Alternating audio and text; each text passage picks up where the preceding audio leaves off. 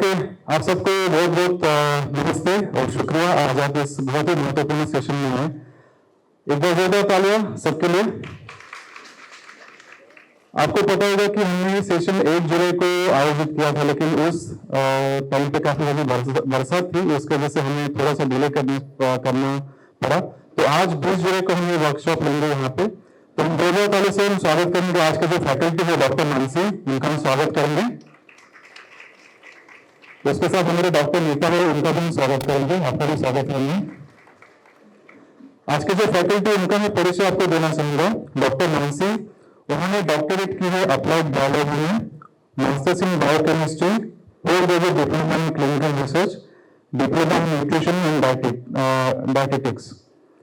उन्होंने sport nutrition में भी यूएसए से उन्होंने डिप्लोमा हासिल किया है। She is a consultant of Zen multi speciality hospital in Chembur. उसके साथ साथ medical and research centre Kalachowki, वहाँ पे वो काम करते हैं। उन्होंने 50 से ज्यादा अलग अलग ऑनलाइन ऑफलाइन टॉक्स उन्होंने जो भी पार्टिसिपेंट उनके साथ आयोजित किए हैं। She also take part in health talks on various forums like Lions Club, Tata Power, Rotary Club, Hilton, various social organisations like children and जो लालबाग का राजा है, यहाँ पे वो काम करते हैं। She has more than 25 research papers published in national and international journals. तो ज्यादा समय लेते हुए मैं रिक्वेस्ट करना चाहूंगा डॉक्टर मानसी जी को कि आप हमें यहाँ पे संबोधित करें। Thank you so much. First of all मैं सबका शुक्रिया अदा करती हूँ, आप लोग यहाँ पे आए आज।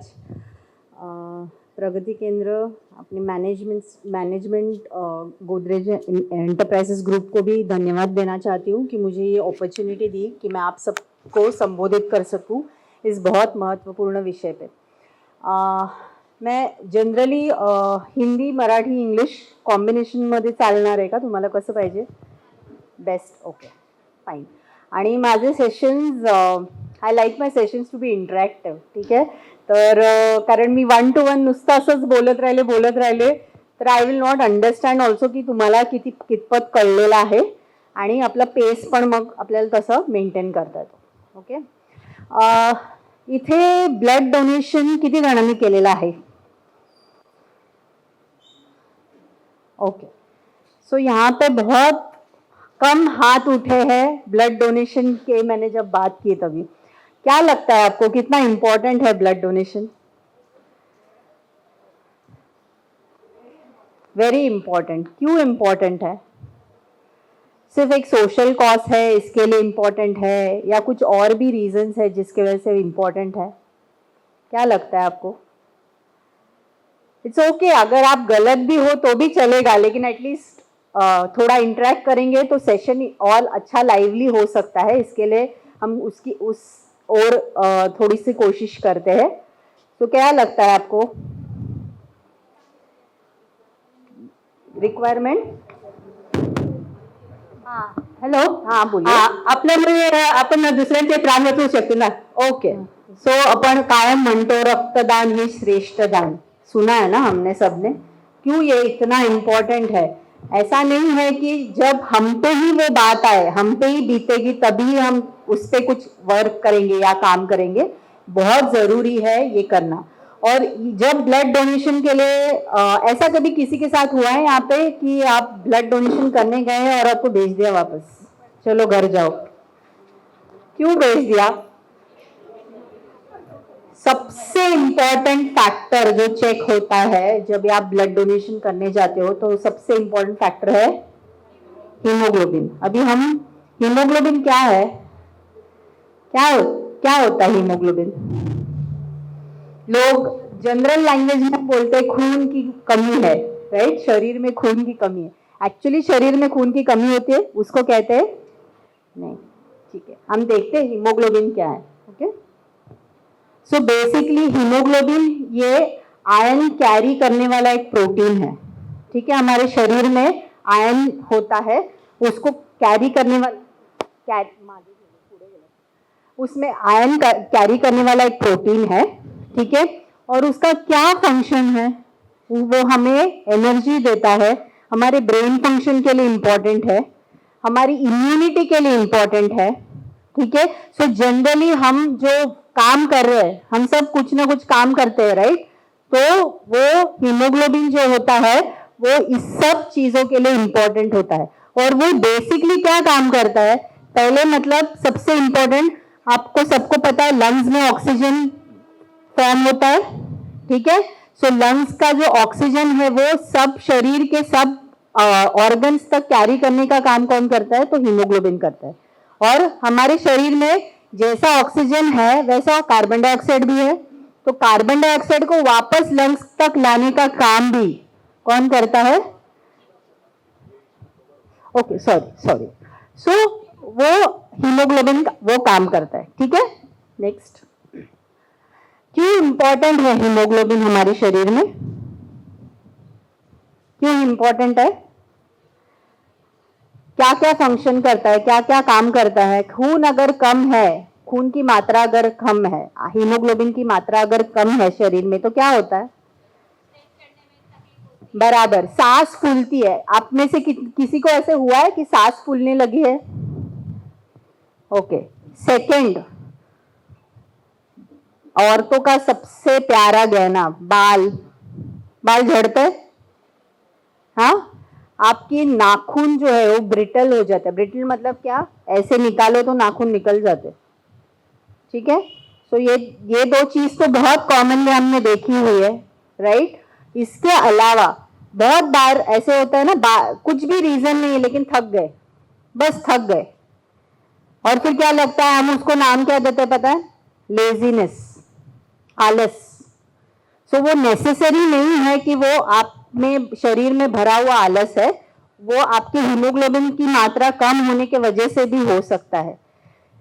कितने लोगों ने हमारा ब्लड रेगुलरली चेक करते हो, मतलब हीमोग्लोबिन के लिए रेगुलरली कितने लोग हो जो चेक करते हो? बहुत कम हाथ उठ रहे, क्यों?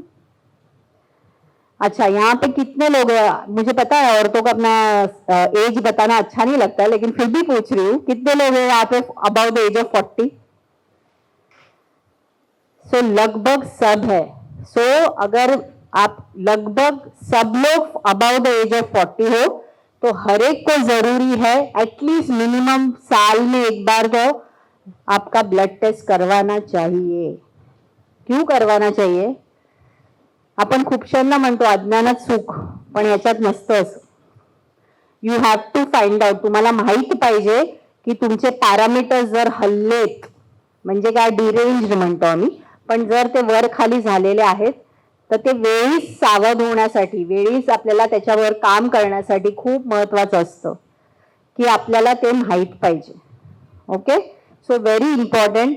सो ॲटलीस्ट आय एम एक्सपेक्टिंग की आज ह्या सेशन नंतर मिनिमम तुम्ही एक दिवस असा ठरवू शकता. It can be somewhere near your birthday, somewhere near your anniversary, कारण ही डेट आपल्याला बरोबर लक्षात राहते, मुलांचे वाढदिवस, राईट? सो ह्या डेटच्या आजूबाजूला तरी एक दिवस असा ठरवा आणि वर्षातून एकदा तरी स्वतःचे ब्लड टेस्ट करून घेणं फार महत्वाचं आहे. Okay, so very important. आता किती जण इथे वर्कआउट करतात? एक्सरसाइज किती जण करतात? काही फिजिकल ऍक्टिव्हिटी, म्हणजे ते योगासनं असू शकतं किंवा रनिंग असू शकतं. किती जण आहेत? ओके. असं कधी झालंय का की रेग्युलर वर्कआउट करताय पण तरी पण थकायला होतंय? असं झालंय कोणाबरोबर? सो इफ यू फाइंड की तुम्ही ती रेग्युलर ऍक्टिव्हिटी करताय आणि तरी पण थकायला होतंय, तर तुम्ही लोकांनी नक्कीच तुमचं हिमोग्लोबिन चेक करायला पाहिजे. Okay, next. आता हे नॉर्मल, अभी ये जो नॉर्मल हीमोग्लोबिन के लेवल्स है, ओके, जो मेन होते हैं उनका 13.5 to 17.5 ग्राम्स होता है. एडल्ट वुमेन जो है उनका 12 से 15.5. प्रेग्नेंट वुमेन का ग्रेटर देन 11 हो सकता है, ठीक है, उसमें थोड़ा सा आयरन कम हो सकता है. And in children it will actually very with age, म्हणजे वयानुसार it will change in case of children. आणि when we have low hemoglobin, that is commonly called as anemia, त्याला आपण अनिमिया म्हणतो. ओके, आता आपण बघितलं की काय काय होतं लो हिमोग्लोबिन असेल तर. आता आपण कॉज कडे जातोय की क्यों होता है, क्या कॉज है, क्या कारण है जिसकी वजह से हीमोग्लोबिन कम होता है. सबसे पहला कॉज है पुअर डाइट। कितने लोग हैं यहाँ पे खुद से ही कुछ डाइट फॉलो करते? रील देख लिया, चलो एक डाइट करते। ओमैड सुना है? ओमैड नहीं, 1 meal a day is OMAD. Okay, so ऐसा भी एक डाइट है, ये एक फैट डाइट है जो दिन में, पूरे दिन में सिर्फ एक ही बार खाना खाते हैं। कितने लोग हैं यहाँ पे जो ऐसे ही मतलब ऐसे रील देखते हैं या किसी का सुनते हैं और डाइट करते हैं? अच्छा, कितने लोग फास्टिंग करते हैं, उपवास, और वो उपवास में कुछ भी नहीं खाते? हाँ, जरा ज्यादा ही खाते हैं, तला हुआ, हाँ, वेफर, और अभी तो ऐसे उस पे भी रील्स है, ठीक है, तला हुआ कुछ अलग अलग, उपवास का डोसा, उपवास का कटलेट, उपवास की भजी, है ना? तो उपवास है क्या? आपको लगता है ये एक्चुअली फील वो फास्टिंग होता है? सी बेसिकली मॉडरेशन होना चाहिए। कुछ भी आप करो, एक्सेसिव कुछ भी करेंगे तो वो काम नहीं करता। सो पुअर डाइट है, किसी किसी की आदत होती है दिन भर में खाना ही नहीं खाना, फिर रात को बैठ के खा लिया, अच्छी आदत नहीं। या दिन में खाया, रात में नहीं खाया, या बहुत बार ऐसे ऑल्टरनेट डेज कुछ मील स्किप किया। सो ऐसे सब करने से आपका हीमोग्लोबिन लो हो सकता है। कितने लोग वेजिटेरियन हैं यहाँ पे? B12 चेक करवाया है कभी? कम है, बाय डिफॉल्ट मालूम हो जाता है कम है, बट नेसेसरी है क्या कि हर वेजिटेरियन को B12 कम होना चाहिए? तो नहीं, नॉट नेसेसरी। अगर आप फर्मेंटेड फूड्स, मतलब मिल्क प्रोडक्ट्स जो होते हैं, दही, छाछ, या इवन डोसा, इडली, ढोकला, ये अगर रेगुलर बेसिस पे आप खाते हो, या स्प्राउट्स, अंकुरित जो आते हैं दाने, वो अगर आप रेगुलर बेसिस पे खाओगे तो आपको B12 की डेफिशिएंसी नहीं होगी। अभी B12 का प्रॉब्लम ये है, अगर उसकी डेफिशिएंसी हो गई तो हीमोग्लोबिन भी लो हो सकता है, ठीक है। फिर बाद में किसी को फॉलिक एसिड करके है, वो थोड़ा लो रहता है, तो वो रहता है तो भी आपको हीमोग्लोबिन की डेफिशिएंसी या एनीमिया हो सकता है। बहुत कम बार जेनेटिक डिसऑर्डर होते हैं, मतलब थैलेसीमिया आपने सुना है? किसी ने सुना है थैलेसीमिया के बारे में?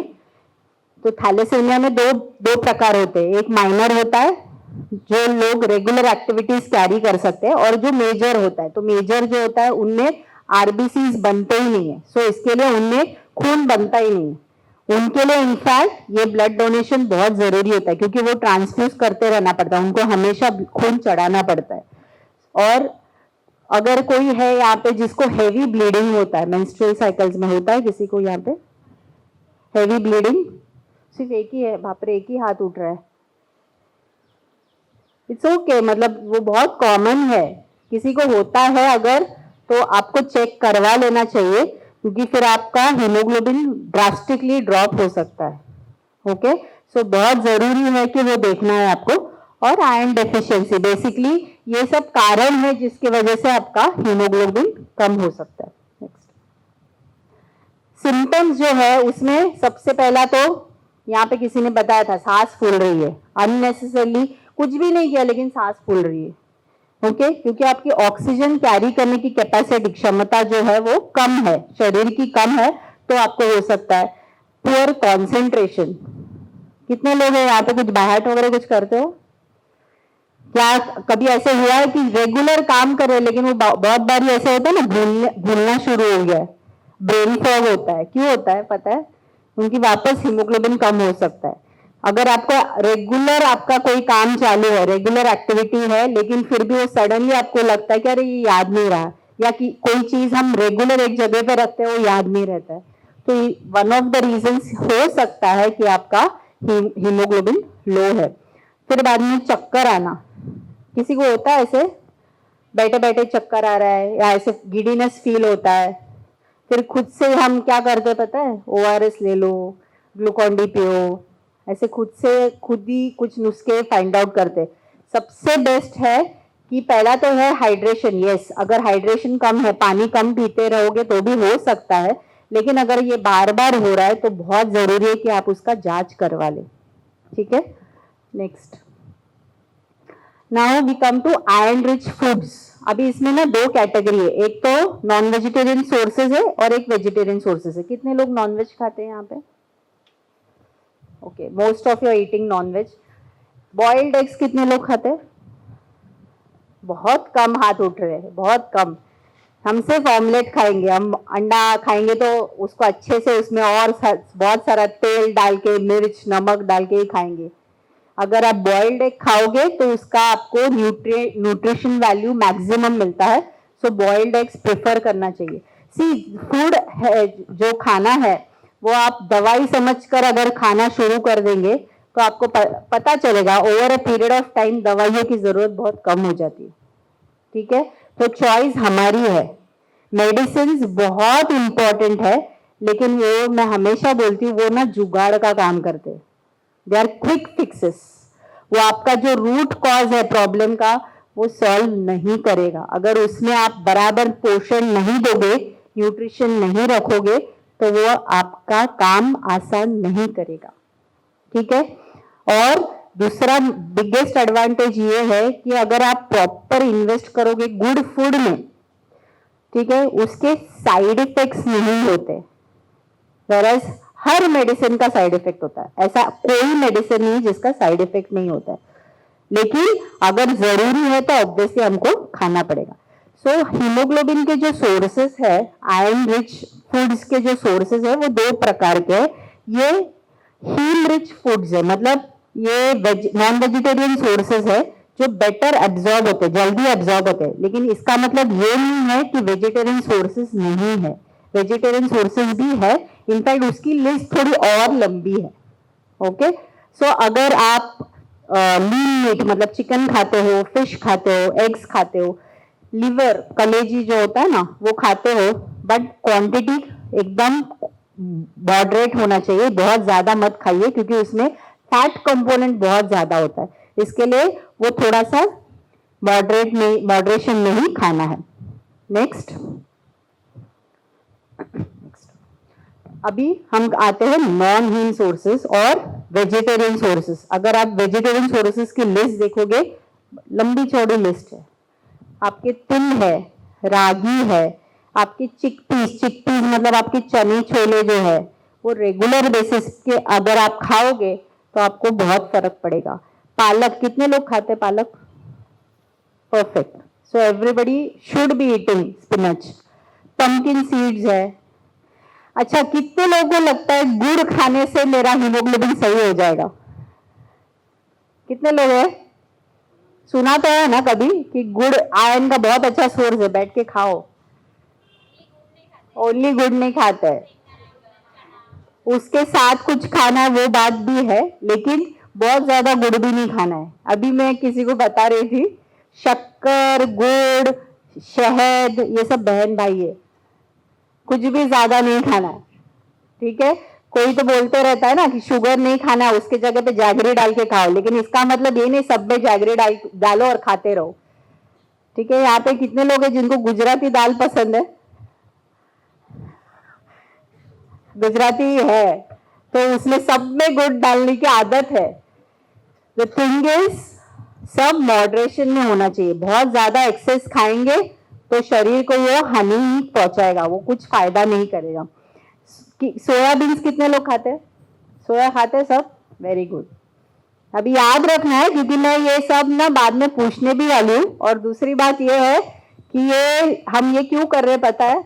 मैक्सिमम आप लोगों का पार्टिसिपेशन होना चाहिए 6 अगस्त और 7 अगस्त को, उसके लिए ये। तो आज से हमारे पास गिन के कितने दिन है पता है? 16 दिन है। 16 दिन में अगर आप रेगुलरिटी में ये सब चीजें खाते रहेंगे तो आई एम वेरी श्योर कि ये टाइम आप ज्यादा क्वांटिटीज में, नंबर्स में ब्लड डोनेशन दे सकते हो। ठीक है, सो ये सब सोर्सेस है। किडनी बीन्स है, किडनी बीन्स मतलब आपका राजमा, चिकपीस है, लेंटिल्स मतलब सब दालें हैं आपकी। सो रेगुलर बेसिस पे ये खाने में यूटिलाइज करना है। सबसे इंपॉर्टेंट चीज क्या है कि जब हम नेक्स्ट आयरन खाते हैं, आयरन की कोई सोर्स खाते हैं, उसके साथ कंपल्सरी विटामिन सी रहना चाहिए। अभी विटामिन सी का सोर्स क्या है? ऑरेंज है, लेमन है, मैंगो है, कैप्सिकम है, टोमेटोज है, ये सब चीजें आपको उसके साथ खाने। कितने लोग हैं जो दाल में नींबू निचोड़ के खाते हैं? आज से शुरू कर दीजिए, नेक्स्ट 16 दिन तक जब भी दाल खाओगे उसमें नींबू निचोड़ के खाना है। स्प्राउट्स के साथ आप ऑरेंजेस खा सकते हो, ठीक है। ये बहुत क्लासिक कॉम्बिनेशंस है, ये अगर आप रेगुलरली खाओगे तो उसमें जो आयरन है वो आपके खाने में उतर जाएगा। पालक जो सब्जी बनाते हैं उसमें टमाटर डाल दो, ठीक है। बहुत सिंपल नुस्खे है, इजी ऑप्शंस है। अगर ये रेगुलर बेसिस पे करोगे तो आपका हीमोग्लोबिन पक्का बढ़ेगा, ठीक है। नेक्स्ट, सो ये एग्जांपल्स है। Last but not the least, कितने लोग हैं जो खाना खाने के बाद चाय कॉफी पीते हैं? है यहाँ पे कोई ऐसा? कितने लोग हैं जो कैल्शियम सप्लीमेंट्स लेते हैं? दो तीन ही है, तीनच लोक आहेत मॅडम कॅल्शियम सप्लिमेंट घेणारे. भरपूर है. हाँ, कैल्शियम सप्लीमेंट 2-3 ही लोग ले रहे हैं यहाँ पे, बाकी सबकी हड्डियां एकदम मजबूत है. नहीं, सी बहुत इंपॉर्टेंट है कि आप कौन से टाइम पे कैल्शियम सप्लीमेंट लेते हो, बहुत ज्यादा जरूरी है. कौन से टाइम पे लेते हो कैल्शियम सप्लीमेंट? आइडियल टाइम क्या होता है? रात को. रात को कब लेते हो? You have it in the night. What time? After dinner, immediately after dinner. The only thing that you should be doing, आपको क्या करना है, अगर आप कैल्शियम सप्लीमेंट ले रहे हो या चाय कॉफी की किसी किसी को आदत होती है खाना खाने के बाद चाय कॉफी पीते हैं, कम से कम 2 घंटे का गैप चाहिए, कम से कम. अगर आप ये नहीं करोगे तो आपने जो भी आयरन खाया ना वो गया, it is gone. Body will not be able to absorb it.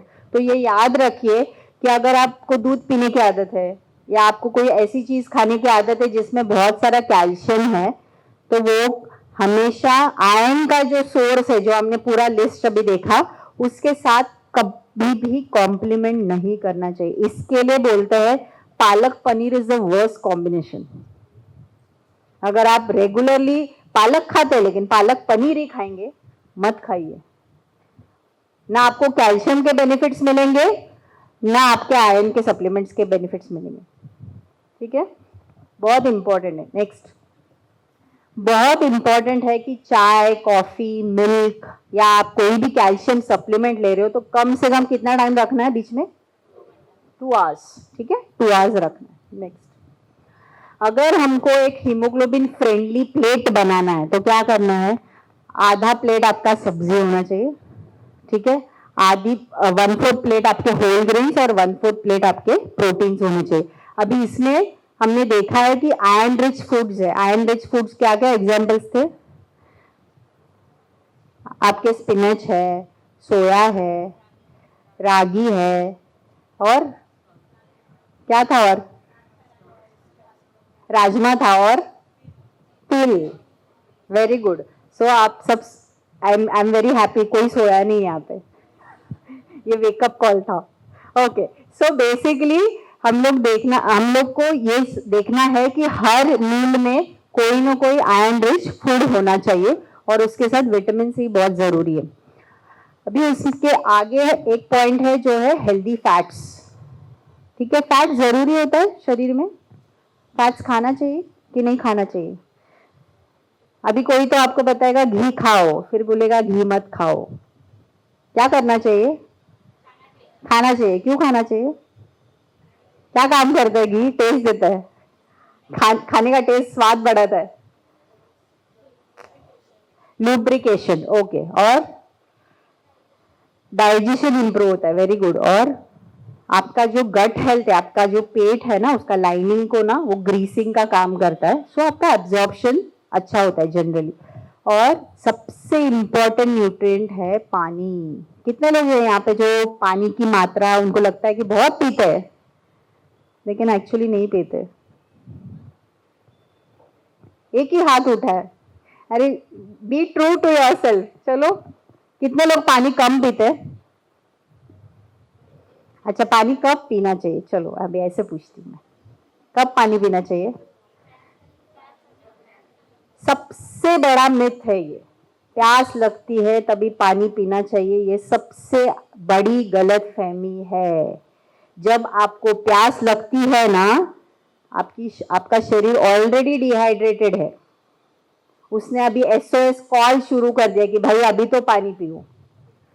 बहुत जरूरी है, जब भी आपको प्यास नहीं लगे तभी पानी पीना है, ये हमेशा याद रखिए। अगर आपको प्यास लगने के बाद आप पानी पीते हो, बिग नो नो, ठीक है। दूसरी बात, हम पानी कैसे पीते हैं? गल्प करके, ऐसे फटाफट फटाफट, एक टाइम पे 2 ग्लास 3 ग्लास 4 ग्लास, हो गया मेरा दिन का कोटा तो खत्म हो रहा है। मेरे को डॉक्टर ने बोला 3 लीटर पानी पियो, मैं जल्दी में खत्म कर रही हूँ पाणी पी के। बरोबर, सिप सिप मध्ये पाणी घ्यायचं कधी पण, नाही तर काय होईल माहितीये का, फक्त बाथरूम ब्रेक्स वाढणार आपले, आपण फक्त बाथरूम मध्ये जाऊन बसणार, कारण ते पाणी एब्जॉर्बच होणार नहीं, वो एब्जॉर्ब नहीं होगा और आपका कुछ काम नहीं हो रहा है, उससे पानी पी रहे जा रहे हो, पानी पी रहे जा रहे हो, और फिर आप बोलोगे कि अरे मैंने तो पानी पिया लेकिन मेरा बाथरूम ब्रेक्स बढ़ रहा है। सबसे और एक इम्पॉर्टेंट चीज ये है कि शाम के 6:30-7 तक मैक्सिमम पानी खत्म करो। 75% जितना आपको बोला गया है पानी पीने के लिए, वो 75 से 80% पानी खत्म करो। रात के खाने के बाद आपकी कोई अगर दवाइयां है, और रात को बहुत लोगों को हमको आदत होती है कि सोने से पहले हम 1 गिलास भर तो कम से कम पानी पीते, उसके लिए सिर्फ 20 से 25% पानी रखना है। ये अगर नहीं रखोगे तो रात की नींद आपकी गई, कि मुझे बोला है तो मैं वो बॉटल यूज करके पानी पीऊं, अभी मेरा खत्म नहीं हुआ, अभी मैं बैठ के पानी पी रही हूँ, ऐसा मत करो। सिप सिप में पानी पीना है, प्यास लगने तक नहीं रुकना है, एंड शाम के 6:30-7 तक मैक्सिमम पानी खत्म करना है, ठीक है। और ये हाइड्रेशन बहुत जरूरी है हीमोग्लोबिन के लिए भी, क्योंकि हमारा शरीर कितने प्रतिशत पानी है? 70% पानी है, ठीक है।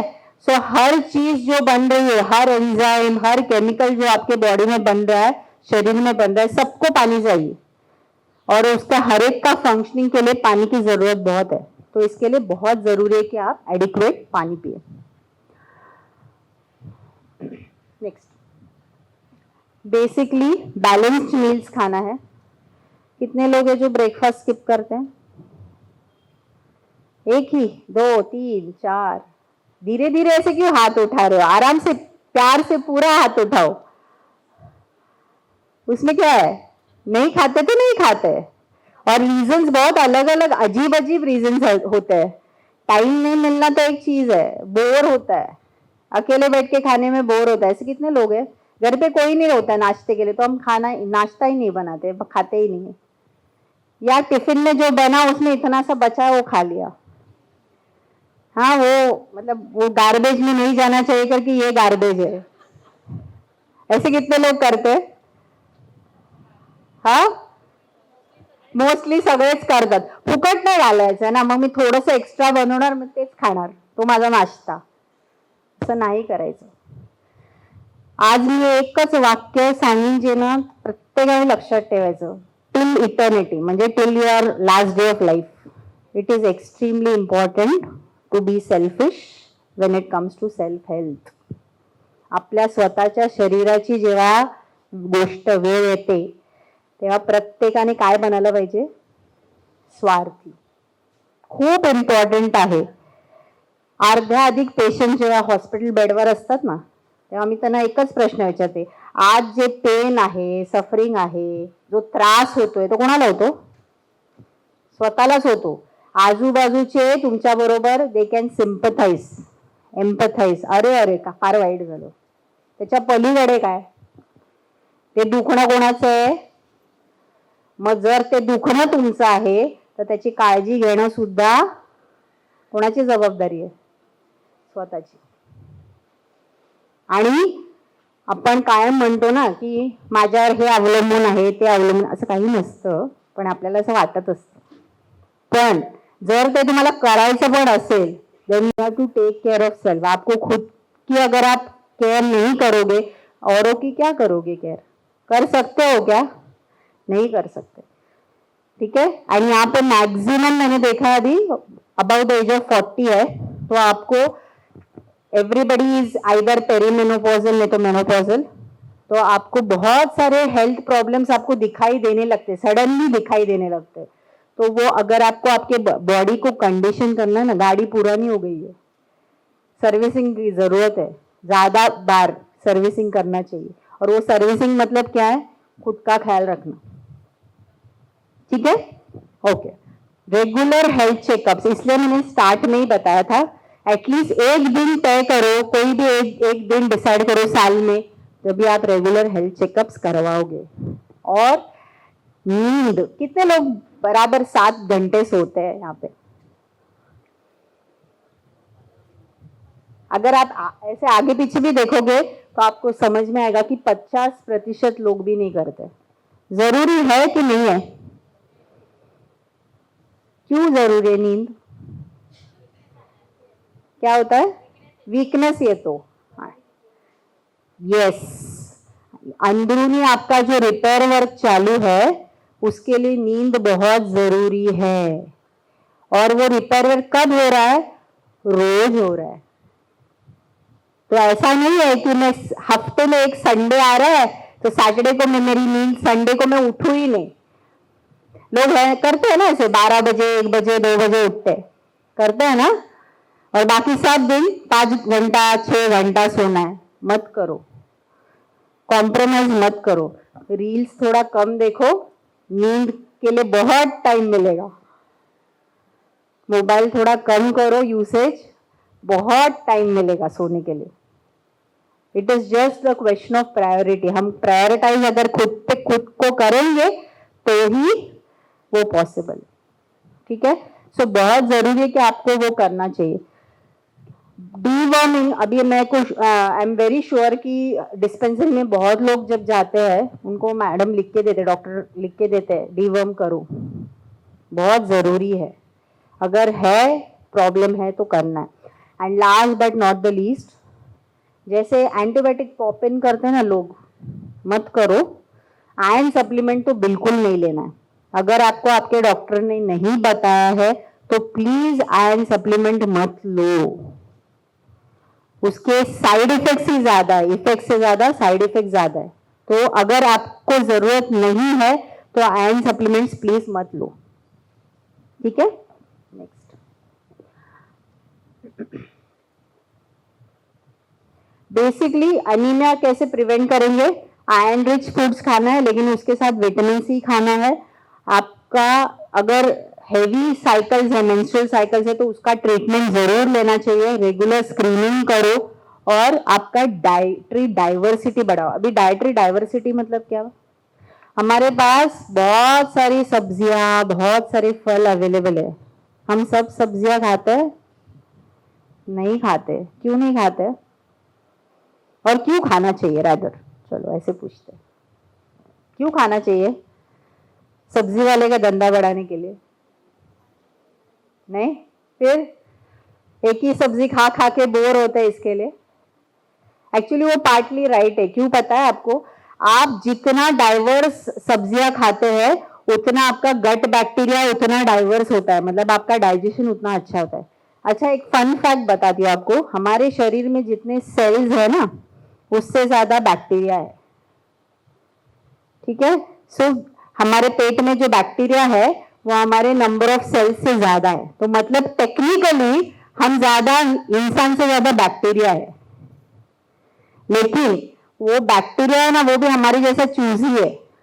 किसी को एक चीज पसंद है, किसी को दूसरी चीज पसंद है। सो इसके लिए जितना डाइवर्स चीजें आप खाओगे उतना आपका बैक्टीरियल गट फ्लोरा बोलते हैं, जिस बैक्टीरिया में जो आपके पेट में होता है ना, उसका वैरायटी उतना अच्छा बढ़ेगा। और उतना जितना अच्छा बढ़ेगा वैरायटी, उतना आपका डाइजेशन अच्छा रहेगा, आपका हाजमा अच्छा रहेगा।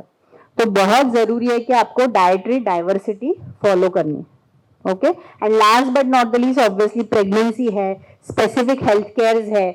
अगर कोई एकदम एक्सट्रीम सिकनेस है, किसी को कैंसर वगैरह जैसी बीमारियां है या थैलेसेमिया है, तभी सप्लीमेंटेशन की जरूरत पड़ती है, तो तभी फॉलो करना। Next, generally iron rich foods रोज खाना है। उनको विटामिन सी के साथ ही खाना है। चाय कॉफी के बीच में और आपके खाने में कितना गैप होना चाहिए? 2 घंटे का।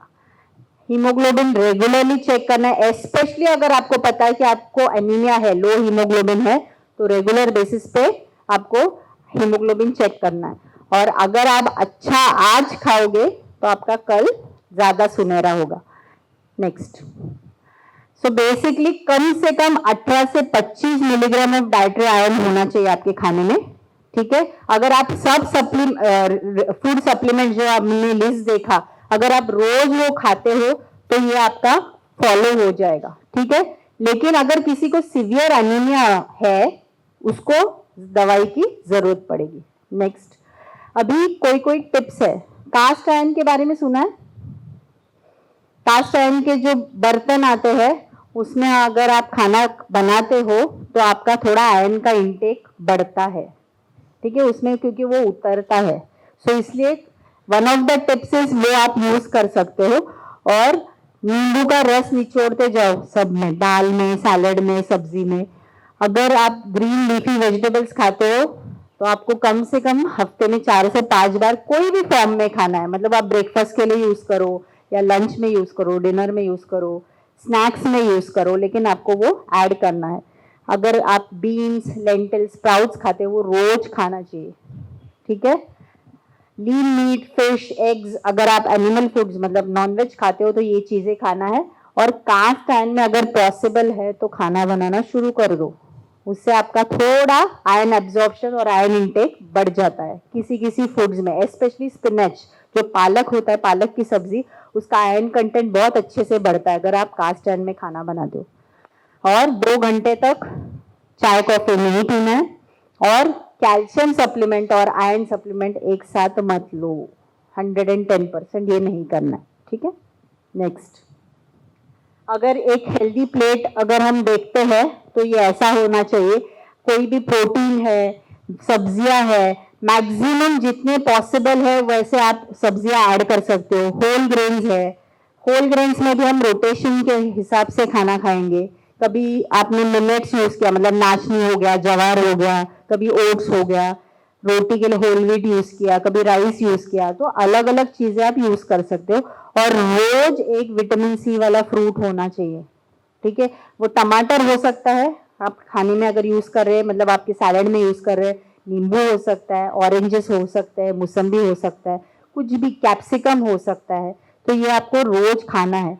और एक आयरन रिच फूड आपके जो लंच एंड डिनर है उसमें होना चाहिए, उसमें विटामिन सी होना चाहिए, सो फ्रूट्स एंड वेजिटेबल्स भी होना चाहिए। और कास्ट आयरन कुकवेयर जहां जहां पॉसिबल है वहां पे आपको यूज करना है।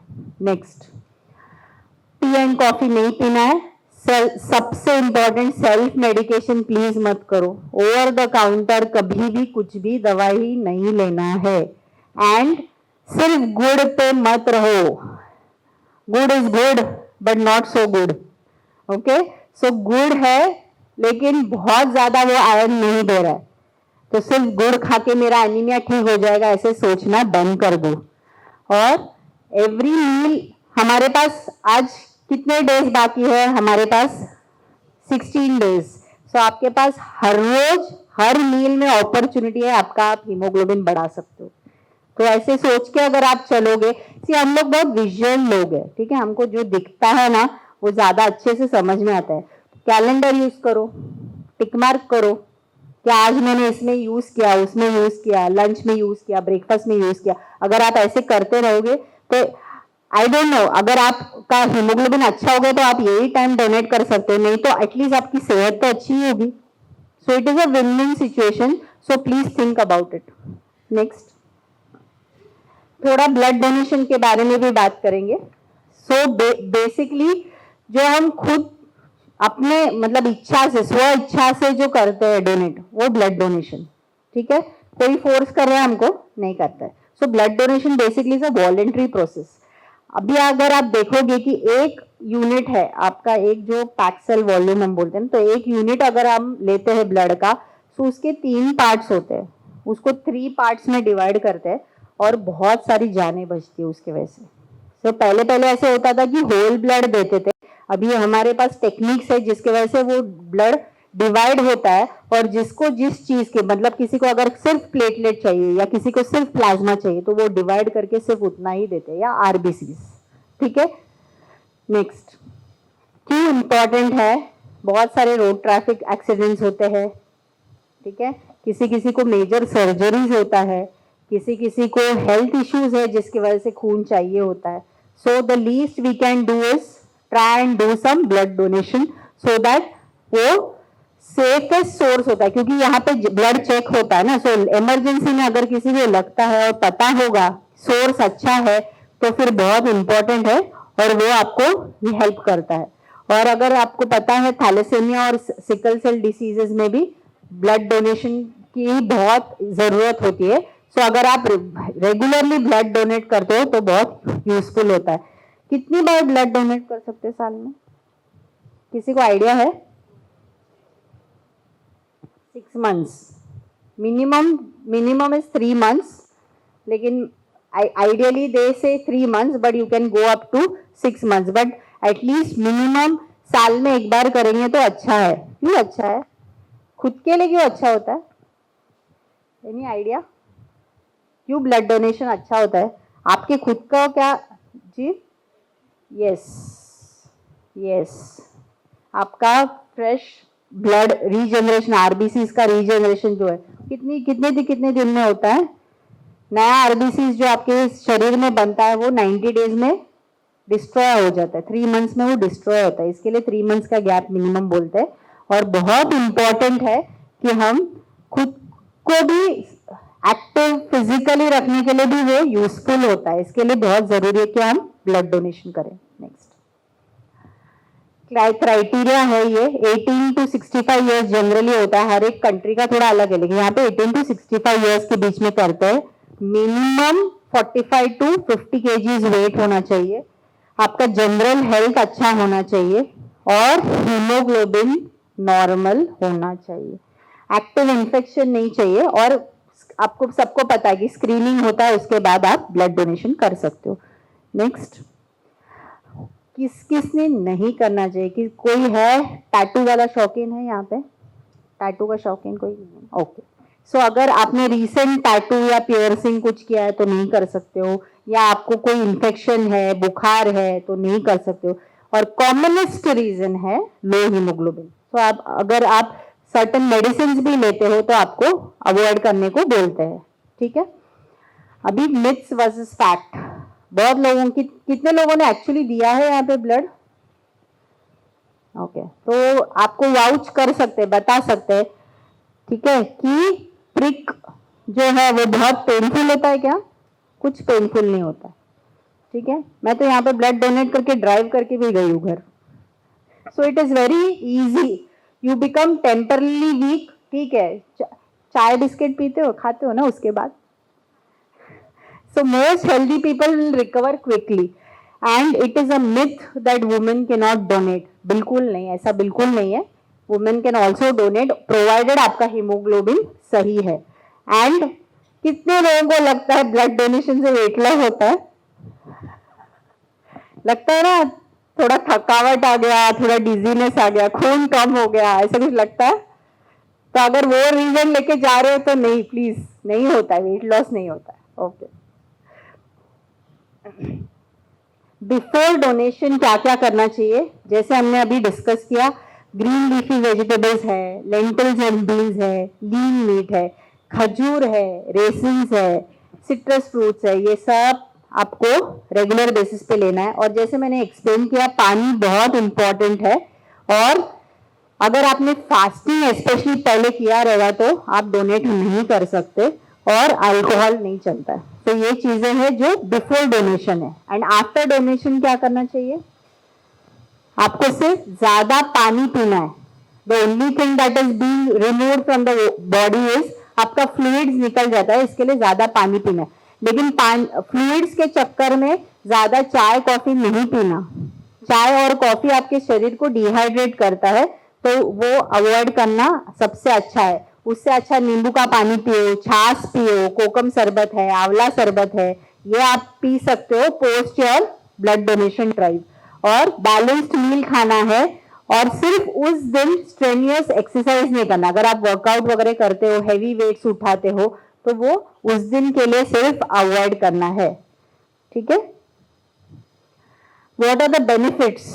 आप एक तो सोसाइटी में ऐसा है कि हम जानें बचाते हैं, हम इमरजेंसी केयर में उनकी मदद करते हैं, ब्लड सप्लाई, आपको पता है ब्लड डोनेशन ड्राइव जो होता है क्यों करते हैं, थोड़ा ब्लड बैंक्स को थोड़ा रिफिल करने के लिए करते हैं, और बेसिक अपना खुद का भी हेल्थ स्क्रीनिंग हो जाता है डोनेशन के पहले। आपका ऐसे लगता है कि हम कुछ तो समाज के प्रति हम कुछ तो करते हैं, सेंस ऑफ हमारा कुछ ड्यूटी है, इसके लिए हम करते हैं। एंड आपका रेगुलर हेल्थ अवेयरनेस के बारे में आपको थोड़ा सतर्कता मेंटेन करने में हेल्प करता है, इसके लिए ब्लड डोनेशन बहुत जरूरी है। And you can become a voluntary donor, organise camps, अभी यहाँ पे कैंप्स ऑर्गेनाइज होते हैं तो आप पार्टिसिपेट कर सकते हो, फैमिली एंड फ्रेंड्स में सबको बोल सकते हो कि ये सब चीजें करके आप डोनेट कर सकते हो। और एक्यूरेट इंफॉर्मेशन अगर हम शेयर करते हैं तो लोगों की भी कोई कोई गलत फहमियां होती है वो दूर हो जाती है। Your blood donation could be the reason someone else gets another chance of life.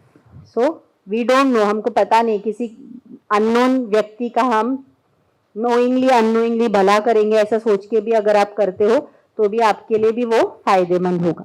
Okay, thank you.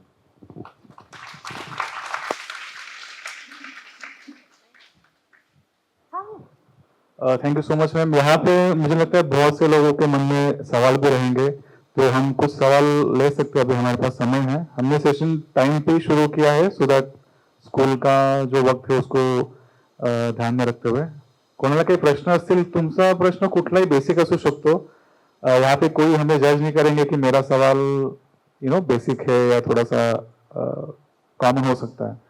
तो बहुत डिटेल में मैडम ने जानकारी दी है, लेकिन यदि किसी को कोई सवाल होंगे, बेसिक सवाल भी हो सकते हैं डाइट के बारे में, हेल्थ के बारे में, तो आप पूछ सकते हो मैडम को यहाँ पे।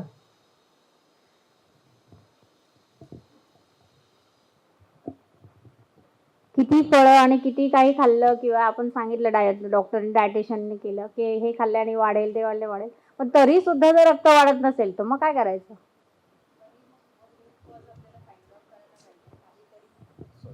have to actually find out the root cause, काहीतरी अजून काही ब्लड इन्व्हेस्टिगेशन्स वगैरे करावं लागेल आणि त्याच्यानंतरच मग आपण डिसाईड करू शकतो की कशाने हे होतंय म्हणून, की ब्लड हे ड्रॉप होतंय म्हणून हिमोग्लोबिन। कारण हिमोग्लोबिन सहसा असं चांगलं डाइट असेल, अच्छा डाइट है आपका या बाकी के फैक्टर्स अच्छे हैं तो जनरली ड्रॉप होने के चांसेस बहुत कम है, अनलेस कोई हेल्थ इश्यूज है तो वो थोड़ा इन्वेस्टिगेट करना चाहिए।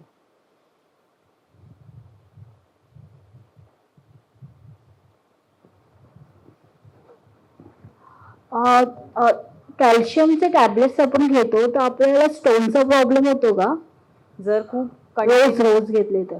पण जर खूप कंटिन्युअस हे घेतलं त्याच्यासाठी पण म्हणून चेक करत राहायचं, तुमचे calcium levels, blood calcium levels check करत राहायचे। आणि आयडियली सांगतात की एव्हरी 3 मंथ्स नंतर ऍटलीस्ट एक 15 डेजचा गॅप घ्यायचा आहे आणि मग नंतर परत रिस्टार्ट करायचंय लॉंग टर्म। हो, त्याच्यापेक्षा नॅचरल सोर्स ऑफ कॅल्शियम भरपूर आहेत तर ते फॉलो करणं जास्त चांगलं आहे खाण्यामध्ये।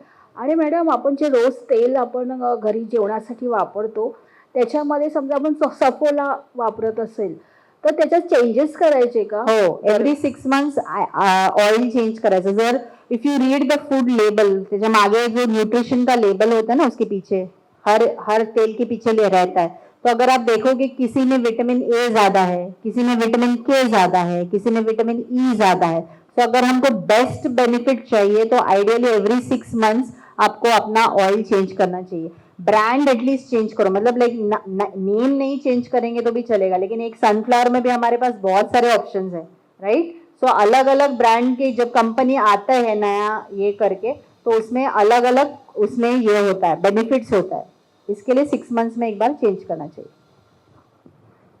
मैम पीरियड टाइम पे 2 से 3 दिन तक काफ़ी पेन होता है तो उसमें क्या करना चाहिए? बेसिकली अगर आपके कोर मसल स्ट्रांग नहीं होते तो आपको पेन होना ही होना है। इसके लिए बहुत ज़रूरी है strength training. Everybody above the age of 40 के ऊपर जितने लोग हैं उनको स्ट्रेंथ ट्रेनिंग ज़रूर करना चाहिए। अभी स्ट्रेंथ ट्रेनिंग मतलब क्या, वेट्स उठाना नहीं, हम जो प्लैंक करते हैं, सूर्य नमस्कार करते हैं, वॉल पुलअप पुशअप करते हैं, वॉल सिट करते हैं, ये सब चीजें हर एक को करना चाहिए। अभी इसमें मल्टीपल रीजंस है। जैसे हमारी उम्र बढ़ते जाती है, एक तो हमारे जो एस्ट्रोजन जो हार्मोन है वो कम कम होने लगता है, जिसकी वजह से हमारी हड्डियां कमजोर होना शुरू हो जाती है, आपका मसल मास भी कम होता है। तो अगर हमको वो मेंटेन करना है अच्छी क्वालिटी ऑफ लाइफ के लिए, खाना तो जरूरी है, उसके साथ साथ स्ट्रेंथ ट्रेनिंग हर औरत को अबव द एज ऑफ 40 करना चाहिए। अगर हम वो करते हैं तो स्ट्रेंथ अच्छा होता है। कोर में बेसिकली क्यों पेन होता है, क्योंकि वो मसल्स ओवरवर्क करते हैं और उनका स्ट्रेंथ खत्म हो गया। जब ये वो खत्म होता है तभी वो पेन शुरू होना चालू होता है। नहीं मैम, वो मतलब पेन किलर नहीं लेंगे तब तक ऐसा लगता है कि 2-3 दिन निकलेगा। हाँ, तो पेन किलर क्योंकि लॉन्ग टर्म में कितना ही खाओगे ना, तो उससे अच्छा जब भी नहीं रहते आपके पीरियड्स तभी आपको वर्क करना है उस पर, सो दैट आपको वो टाइम पे तकलीफ ना हो। Thank you ma'am. वेलकम।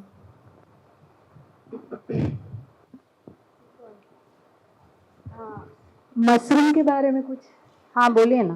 मतलब वेजिटेबल नॉन वेजिटेबल या बेनिफिट्स क्या है उसके? Mushrooms is the only source of vitamin D3, vegetarian source of vitamin D3 है।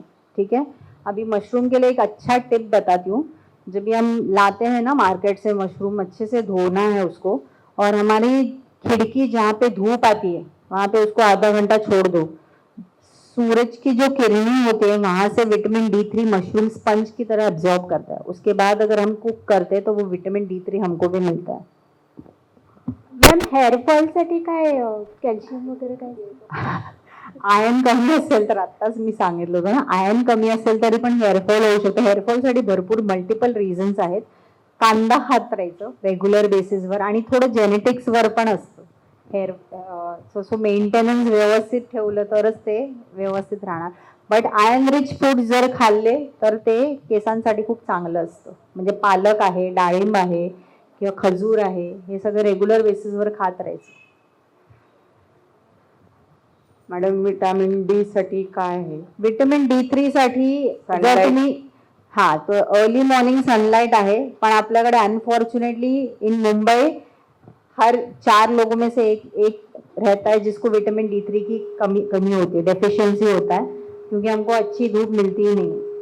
तो इसके लिए वेजिटेरियन सोर्सेज में मशरूम है, नॉनवेज में boiled eggs with the yolk. Actually the yolk जो होता है वो अगर आप खाते हो तो आपको विटामिन D3 मिलता है।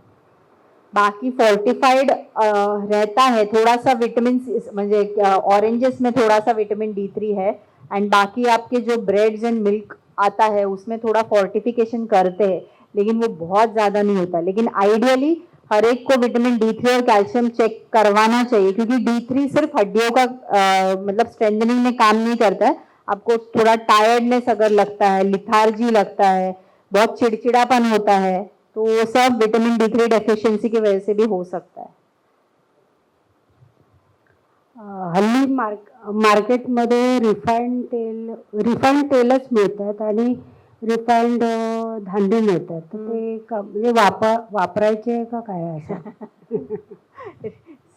रिफाइंड धान्य म्हणजे रिफाइंड ग्रेन्स नाही, refined grains is maida.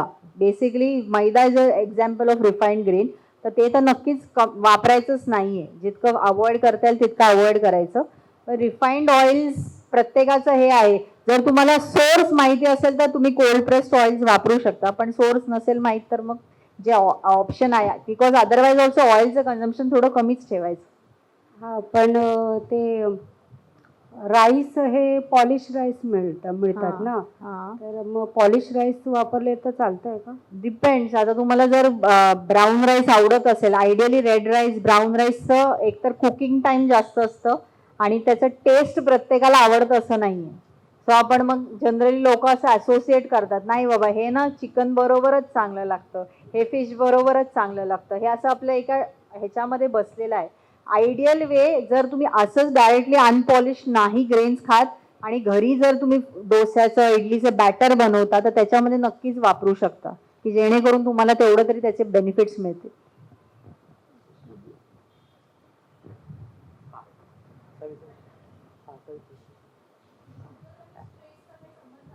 Sugar आणि स्ट्रेस, डायबिटीस नक्कीच 2 करोड टक्के संबंध आहे। आज इकडे कोणी आहे का जे सांगू शकतात मला स्ट्रेस नाहीये? मी कायम हे एग्जाम्पल देते. आज 4 साल के बच्चे को भी स्ट्रेस है, मम्मी पापा का स्ट्रेस, पेरेंटल प्रेशर होता है ना, टीचर का प्रेशर, पेरेंट का प्रेशर. 80 साल के बुजुर्ग इंसान को भी स्ट्रेस है. वो 80 साल के बुजुर्ग इंसान का स्ट्रेस ये हो सकता है कि मुझे वॉशरूम तक अनअसिस्टेड, किसी की भी सहायता के बगैर मुझे जाना, मतलब होना चाहिए मुझसे. ठीक है, तो स्ट्रेस का ना डेफिनेशन सिर्फ चेंज होता है हर एक के लाइफ में. अभी आधे यहाँ पे बैठे सोच रहे हैं अभी मैं स्कूल टाइम पे पहुंचूंगी ना, वो स्ट्रेस है ना. सो स्ट्रेस तो हमारी जिंदगी में है. कोई भी non normal situation is equal to stress, लेकिन वो हमारी जिंदगी पे अगर हावी होने लगेगा तो फिर प्रॉब्लम है. और उसके लिए क्या करना है, रात को सोने से पहले थोड़ा डीप ब्रीदिंग करो, प्राणायाम करो, नहीं तो थोड़ा मेडिटेटिव म्यूजिक सुनो. अच्छा, ये कोई मैजिक पिल है क्या कि कल से मेरा स्ट्रेस गायब हो जाएगा? इन्होंने बोला है गाना सुनो कल से मेरा स्ट्रेस गायब हो जाएगा, नहीं. लेकिन 6 महीने अगर आप कंसिस्टेंटली ये करोगे तो हमारी जो रिएक्शन होती है ना, एक्शन पे कोई तो रिएक्शन देते हैं ना हम, वो जो फटाक से रिएक्शन निकलती है जो बाद में हम रिग्रेट करते हैं, अरे ऐसा मुझे नहीं करना चाहिए था, वो काश वाला फीलिंग नहीं आएगा. So you will be able to adapt and accept non normal situations. इसके लिए बहुत इंपॉर्टेंट. और डायबिटीज, ये प्रूव्ड है, डायबिटीज और बीपी ये दोनों भी लाइफस्टाइल मॉडिफिकेशन डिसऑर्डर्स है और इसमें स्ट्रेस बहुत बड़ा रोल प्ले करता है. जितना स्ट्रेस कम करोगे उतना आपके शुगर्स कंट्रोल में रहने में मदद करता है. बोलिए ना मैम. जो पैर में रात को सोते हैं ना तो लेट नाइट कभी या अर्ली मॉर्निंग ऐसा क्रम्प आता है पैर हाँ, में. पानी आप कम पीते हो? नहीं, मुझे तो नहीं लगता है, लेकिन हाँ. सो इसके लिए ना बहुत बारी ना क्या होता है ना, हम 99% ना ओवर एस्टिमेट करते हैं. मतलब मैं अगर 2 लीटर पानी पीऊँ तो मुझे लगता है नहीं मैंने 4 लीटर पिया, 3 लीटर पिया. इसके लिए थोड़ा सा बॉटल विथ मार्किंग्स आजकल आता है, नहीं तो हमारे पास एक मोबाइल नामक वस्तु है जो हमारे साथ ही रहता है, तो उस पर अलार्म्स लगा सकते हैं. कोई भी ऐसी चीज़ करो कि जिसके वजह से आपको याद रहते रहेगा कि लाइक पानी पीना है. एंड थोड़ा सा ना काफ रेसेस वगैरह करो. अगर सर्कुलेशन कम रहेगा ना तो भी आपको वो होने के चांसेस है. और एक ही पैर में होता है तो कुछ मतलब ऐसा कुछ नहीं ना कि दोनों एक पैर में ही हो रहा है. हाँ, तो थोड़ा वो तो हमेशा ये तो प्रूव्ड है ना कि दोनों साइड इक्वल नहीं होते.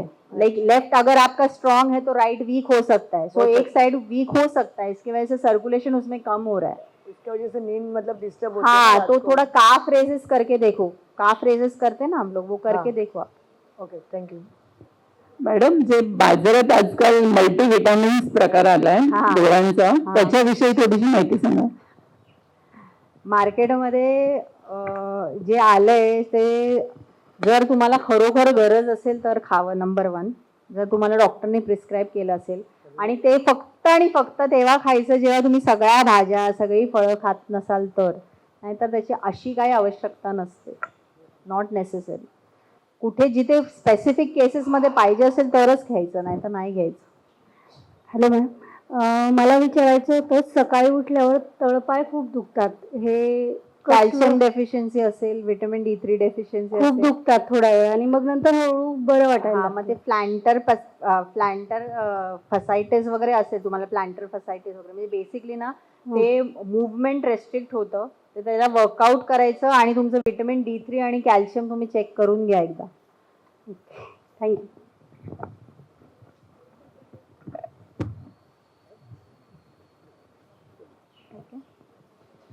ओके, तो मुझे लगता है बहुत सवाल है और मेरा स्ट्रेस बढ़ा है कि स्कूल के लिए 10 ही मिनट में. तो आपका स्ट्रेस बढ़ेगा बहुत स्ट्रेस तो बढ़ा आप है. प्राणायाम शुरू कर दीजिए अभी. सिर्फ मैं 1 मिनट थोड़ा आप ऐड करना चाहूंगा. जो ब्लड डोनेशन है, जैसे मैडम ने कहा, बहुत जरूरी भी है. तो यहाँ पे बहुत से लोगों को पता है कि हम पूरे विक्रोली में यहाँ पे 4 लोकेशन है: प्रगति केंद्र, Godrej community hall, Hillside club और गोदरेज हॉस्पिटल. तो ये 4 में से कोई भी जगह पे आपको जो सुविधा होगी वहां पे आप जा सकते हो. सेकेंडली, ये ओपन फॉर ऑल है कि आप सिर्फ एम्प्लॉयज के लिए नहीं, एम्प्लॉयज के जो भी परिवार में सदस्य जो 18 साल के ऊपर है, हमारे दोस्त है, पड़ोसी है, वो भी आ सकते हैं. थर्ड, ये पूरे इंडिया में हम ऑर्गेनाइज करते हैं. तो जो भी हमारे सारे ब्रांचेस हैं, सारे फैक्ट्री लोकेशन, तो पूरे भारत में हम ये ब्लड डोनेशन ड्राइव ऑर्गेनाइज करते हैं. मुंबई में हमारे साथ 14 हॉस्पिटल जुड़े हुए हैं. 9 गवर्नमेंट है और 5 प्राइवेट हॉस्पिटल है. तो पूरे साल में 365 दिन भगवान ना करे यदि किसी को ब्लड की जरूरत पड़ती है तो आप यूनियन के माध्यम से कोई डिवीजन के एचआर के माध्यम से या सीधा डायरेक्टली मुझे मोबाइल पे फोन करेंगे। तो ये जो 14 हॉस्पिटल है तो हम देखते हैं कि कौन सा हॉस्पिटल नजदीक है और कौन सा पेशेंट का ब्लड ग्रुप है। तो पूरे साल में किसी को भी ब्लड की जरूरत पड़ती है तो एक रिक्वेस्ट है कि आप हमारे साथ जुड़ सकते हो। RH पॉजिटिव जैसे A पॉजिटिव B पॉजिटिव तो सेम डे मिल जाता है, अगर नेगेटिव है तो भी हमारे पास डेटाबेस रेडी रहता है। तो अब तक जितने भी साल में रिक्वेस्ट आते हैं 99% हम उनको सहायता कर सकते हैं। तो इसलिए काफी जरूरी है कि जितनी ज्यादा संख्या में हम ब्लड डोनेट कर सकेंगे उतनी ज्यादा हम जाने बचा सकेंगे। तो एक बार जोरदार तालियां डॉक्टर मानसी जी के लिए। और मैं डॉक्टर नीता मिसेस नीता खान को रिक्वेस्ट करना चाहूंगा कि उनको एक छोटा सा टोकन ऑफ अप्रिसिएशन है, आप उनको सम्मानित करें उसके साथ।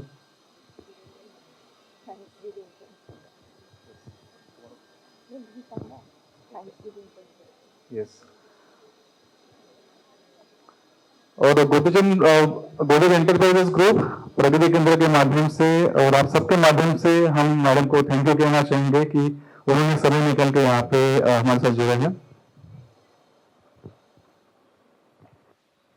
मानसी मॅडमने आज आपल्याला इतकं डाएटवर, ॲनिमियावर, खाण्यापिण्यावर सर्वव्यापी नॉलेज आपलं वाढवलं आहे की त्यांनी वेळात वेळ काढून इतक्या सुंदर स्लाइड्स बनवून कुठं काही कन्फ्युजन नाही, एकदम क्लिअर सिंपल। तर मला असं वाटतं की इथून टेक होम मेसेज सगळ्यांनी जरूर न्यायला पाहिजे आणि जे शिकवलं ते आपल्या रोजच्या लाईफमध्ये इम्प्लिमेंट करायला पाहिजे। कारण आपल्या रोजच्या लाईफमध्ये इम्प्लिमेंट करण्यासाठी कठीण असं काहीच नाही सांगितलं त्यांनी, काहीच नाही सांगितलं। फक्त आपल्याला थोडं अटेन्शन ठेवावं लागेल। आणि बऱ्याच जणांचे मी प्रश्न ऐकले आणि डॉक्टर म्हणून आणि तुम्ही सगळे आपल्या कॉलनीजमधलेच आहात, त्याच्यामुळे माझं काही ऑब्झर्वेशन आहे ते मी आपणाशी शेअर करू इच्छिते की कोणी म्हटलं की बरेच मल्टीव्हिटॅमिन निघालेले आहेत, पण आपल्याला माहिती आहे की त्या मल्टीव्हिटॅमिन्सच्या वर जो रेड रंग, ब्लू कलर असतो तो थोड्या प्रमाणात शरीरात गेला तर ठीक आहे, पण जास्त सतत त्याचं सेवन करू नये असं मॅडमनी जे सांगितलं आहे त्याचा मागचा उद्देश हा पण आहे की ड्रगचे पण साईड इफेक्ट्स होतात आणि हे जे कोटिंग असतं कलरचं ते आपल्यासाठी बिलकुल चांगलं नाही। म्हणजे रिसर्चनी असं पण सांगितलं की त्याच्यामुळे कॅन्सरसुद्धा होऊ शकतो। कॅल्शियम भरपूर घेतल्याने स्टोन्स होऊ शकतात का? तर जर कॅल्शियम घेताना आपण पाणी भरपूर प्यायलो नाही तर डेफिनेटली ते शरीरातून बाहेर जाणार नाही आणि त्याचे डिपॉझिट्स आपल्या किडनीमध्ये किंवा युरिनरी ट्रॅक्टमध्ये जरूर बनू शकतात। म्हणून थोडे दिवस घ्यायचं, गॅप द्यायची, थोडे दिवस घ्यायचं, हे करणं खूप गरजेचं आहे। नंतर सगळ्यात महत्त्वाचं की हिमोग्लोबिन, कोणी म्हणाले आम्ही सप्लिमेंट्स घेतो, सगळं करतो, डाएटमध्ये इम्प्रूव्हमेंट करतो, पण ते वाढत नाही। तर त्याच्यासाठी बेसिकली जे अत्यंत इम्पॉर्टंट आहे ते असं आहे की आपले नखं, आजकाल खूप फॅशन आहे, दोन्ही हाताची नखं वाढवायची, नेल पॉलिश लावायचं आणि मग त्या नखांमध्ये जी घाण असते त्याच्यात वर्म्सची अंडी असतात, जर्म्स असतात जे आपल्याला डोळ्यांनी दिसत नाही, पण ते पोटात गेल्यानंतर ती अंडी फुटतात आणि त्याचे वर्म्स बनतात। म्हणजे ते वर्म्स असे मोठे गेंडेसारखे, पण म्हणजे ज्याला आम्ही अर्थवर्म म्हणतो किंवा थ्रेडवर्म, तर हे होतात आणि ते आपल्या शरीरात इंटेस्टाईनमधनं रक्त चुसतात आणि त्याच्यामुळे आपल्या शरीरातलं रक्त वाढत नाही। म्हणून दर 6व्या किंवा 7व्या दिवशी म्हणजे सॅटर्डे संडे आपले नख कापणं, मुलांचे नख कापणं हे अत्यंत महत्त्वाचं आहे आणि मुलांना ही सवय लावणं। मी तर नेहमी म्हणते पायाचे नख वाढवा ना, किती वाढवायची, हाताचे कशाला वाढवता? तर ही गोष्ट खूप महत्त्वाची आहे। दुसरं म्हणजे सकाळी उठल्याबरोबर आपल्याला पायात खूप दुखतं, तर त्याच्यासाठी खूप वेळ बसून नाही राहायचं किंवा क्रॅम्प्स येतात, सारखं बसून राहिलं, सारखं उभं राहिलं, काहीतरी मसल्सची मुवमेंट्स व्हायला पाहिजे। म्हणून जर खुर्चीवर आपण बसलो तर असं काफ मसल एक्सरसाइजेस ते करणं अत्यंत महत्त्वाचं आहे, ज्यांनी सर्क्युलेशन चांगलं राहील। आणि पाण्याचा इंटेक तर भरपूर ठेवायचाच ठेवायचा। दुसरं म्हणजे खूप जणांना थोड्या वेळाने चहा प्यायची, कॉफी प्यायची, चहा प्यायची, कॉफी प्यायची, त्याचंही महत्त्व मॅडमनी अत्यंत चांगल्या रीतीने समजून सांगितलं आहे. दुसरं म्हणजे पालेभाज्या किंवा सगळ्या भाज्या वाहत्या पाण्यात चांगल्या धुतल्या पाहिजेत, कारण त्या पानांच्या खाली लागलेली जी अंडी असतात किंवा जर्म्स असतात त्याच्यामुळे सुद्धा आपल्याला गॅस्ट्रोइंटेस्टायनल इन्फेक्शन्स होतात आणि त्याच्यामुळे मॅलॅब्सॉर्प्शन होतं आणि ॲनिमिया होतो. तिसरं म्हणजे की व्हिटॅमिन सी, लिंबू जे आपण हे करतो किंवा टोमॅटो त्याच्यात व्हिटॅमिन सी भरपूर असतं, पण व्हिटॅमिन सी बद्दल एक महत्त्वाची गोष्ट आहे की त्याला हीट लागली, आपण भाज्यांमध्ये टाकतो पकवतो, लिंबू पिळून टाकतो आणि मग त्याला गरमी लागते, त्यांनी पूर्ण व्हिटॅमिन सी डिस्ट्रॉय होतं आणि त्याचा आपल्याला फायदा होत नाही. म्हणून उपमा पोहा केला की वरून टाका, सलाड करताना त्याच्यात टोमॅटो ते कच्चं खा, त्यांनी आपल्याला व्हिटॅमिन सी मिळणार आहे. आणि ॲक्च्युली अजून भरपूर गोष्टी, उगाच मुलांवर चिडचिड, नवऱ्यावर चिडचिड, ही गोष्ट जी आहे ते आयर्न डेफिशियन्सी असल्यामुळे असते. दुसरं की जसं मॅडमने सांगितलं, झोपायच्या आधी चांगलं म्युझिक ऐका, काहीतरी चांगले रील्स पाहून नाही झोपायचं, खूप व्हायलन्सवाले टी व्हीवरचे प्रोग्राम्स पाहून नाही झोपायचं, त्यांनी झोप चांगली होणार नाही, बॉडीची रिकव्हरी होणार नाही आणि आपली हेल्थ चांगली होणार नाही. तर या अत्यंत आणि मॅडम तुम्ही इतकं सुंदर हे लेक्चर दिलेलं आहे की त्याबद्दल आमच्या सगळ्यांकडनं आणि गोदरेजच्या वतीने आपले खूप खूप धन्यवाद आणि we are very thankful to you.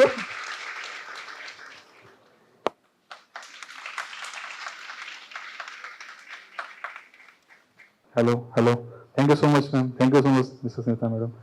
तो इसके साथ हम यहाँ पे आज के लिए रुकते हैं. तो हम उम्मीद करते हैं कि 6 और 7 अगस्त तक आप सब थोड़ा सा आज जो हमने यहाँ पे पढ़ा है उसका होमवर्क करेंगे और उसका इम्प्लीमेंटेशन भी करेंगे. और जैसे मैंने कहा कि ये ब्लड डोनेशन ड्राइव सबके लिए खुला है, तो आप आपके जो कॉलोनी में जो पड़ोसी रहेंगे, दोस्त रहेंगे, उसके साथ साथ कॉलोनी के बाहर के जो लोग हैं, क्योंकि हमारे जो वेंडर्स है, सर्विस चैनल पार्टनर्स रहते हैं, उनको भी हम आमंत्रित करते हैं ब्लड डोनेशन ड्राइव के लिए.